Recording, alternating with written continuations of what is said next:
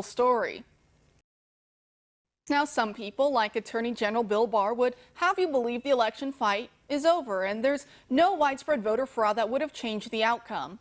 But some Trump campaign lawyers are in Nevada today, challenging tens of thousands of votes. They're presenting evidence which reportedly shows that 42,000 people voted twice in the state. Over 30,000 voters had non-existent, vacant, or out-of-state addresses, and that over 1,500 dead people had ballots fraudulently cast in their names.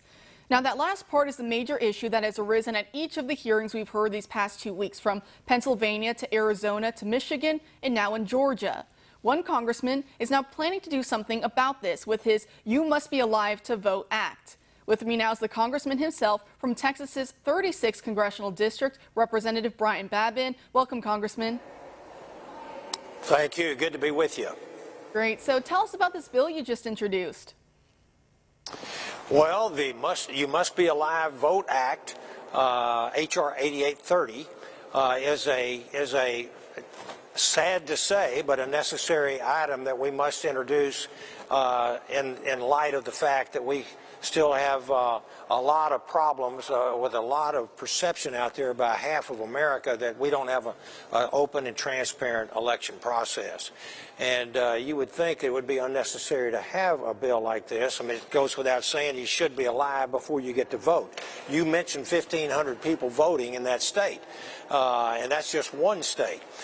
We've uncovered some fraudulent plans to register a bunch of dead people to vote down in South Florida. And it's the easiest thing in the world for these local counties to purge their voter lists of deceased individuals.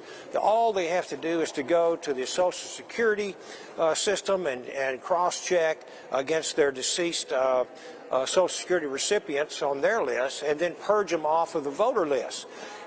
Simply, it's just not happening.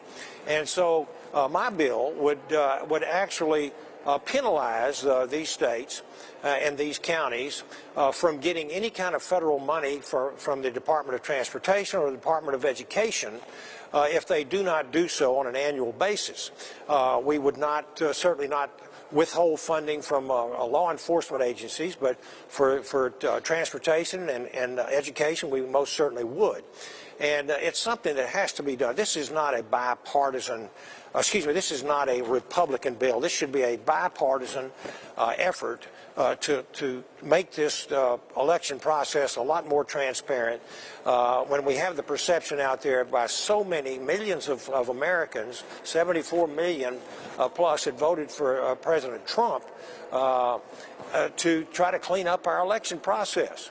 It is absolutely inexcusable that we would have an election process in this country where we have had the peaceful transfer of power between presidents and administrations for 240 plus years, and now all of a sudden we have an enormous number of individuals in this country that don't trust the election process. Not good. And now that you've introduced your bill, what's the response been like from some of your colleagues in the House? Is there a lot of support? Well, we've got 8 co-sponsors, we call original co-sponsors. We are still picking up a lot of co-sponsors now that we've dropped the bill. We've introduced the bill, in other words. We will get a lot more, and we're hoping that we'll get some Democrats on this bill. Everyone in this Congress, everyone in this country should want an assurance that dead people are not voting. And we don't have that assurance right now because so many of these voter lists have just not been updated.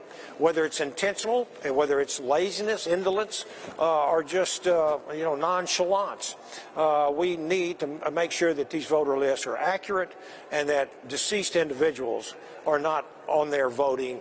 And of course, this is just the tip of the iceberg for this past election. As you mentioned earlier, we've had a number of thousands of people who voted multiple times, huge vote spikes and drops. that had hundreds of thousands of people voting for Joe Biden and not voting any race down ballot, just for Joe Biden. And this is why I think that the American people don't have a lot of trust that this was a transparent election. And we better get this right, or the consequences to our free democratic republic will be dire.